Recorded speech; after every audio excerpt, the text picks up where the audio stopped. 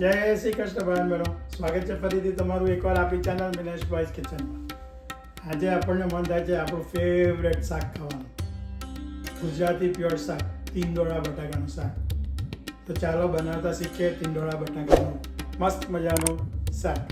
આને તમે દાળ ભાત સાથે ખાઈ શકો છો, પરોઠા સાથે ખાઈ શકો છો, પૂરી સાથે ખાઈ શકો છો, દહીં બી નાખીને ખાઈ શકો છો। તો ચાલે આપણો બનાવીએ તીંદોડા બટાકાનું શાક। આપણે 2 મીડિયમ સાઇઝના બટાકાને પતલા અને લાંબા સરખા કાપી લીધા છે, એને પાણીમાં ડૂબોળી દીધું છે।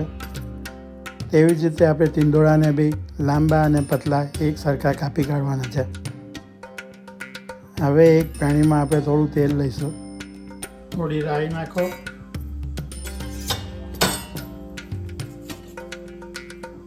જીરું,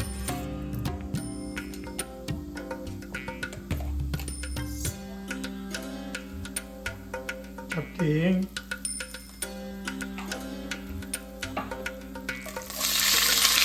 તીંદોડા નાખી દીધા છે આપણે આમાં।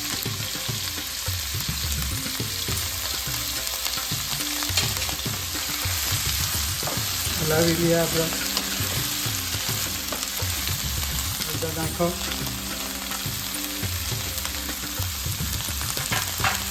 સ્વાદ અનુસાર મીઠું,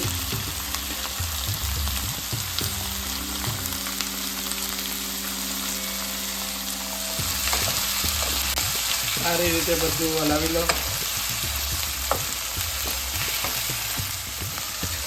ઢાંકણું ઢાંકી દો અને થોડી વારમાં તીંદોડા થોડા ચડી જશે।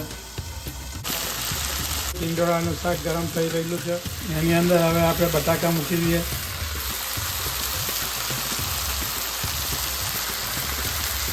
હવે એને હલાવી લઈએ।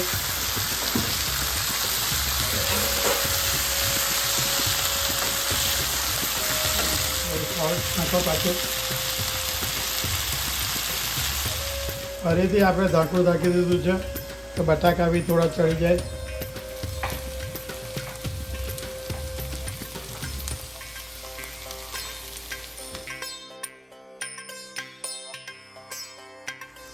Green chilli paste, ginger paste,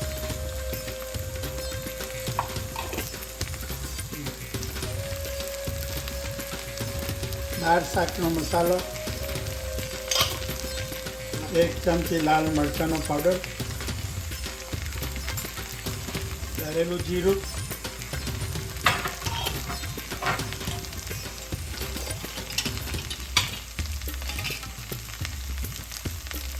kitchen king મસાલો, ગોળનું બૂરું। હવે સારી રીતે બધું મિક્સ કરી લો। મેક શ્યોર કરવાનું છે કે શાક નીચે ચોંટી નહીં જાય। તો તમે જોઈ શકો છો આપણું તીંદોડા બટાકાનું શાક ઓલમોસ્ટ રેડી થઈ ગયું છે। એને તમે પરોઠા સાથે ખાઈ શકો છો, પૂરી, દાળ ભાત, શાક, જેની સાથે ખાવું હોય।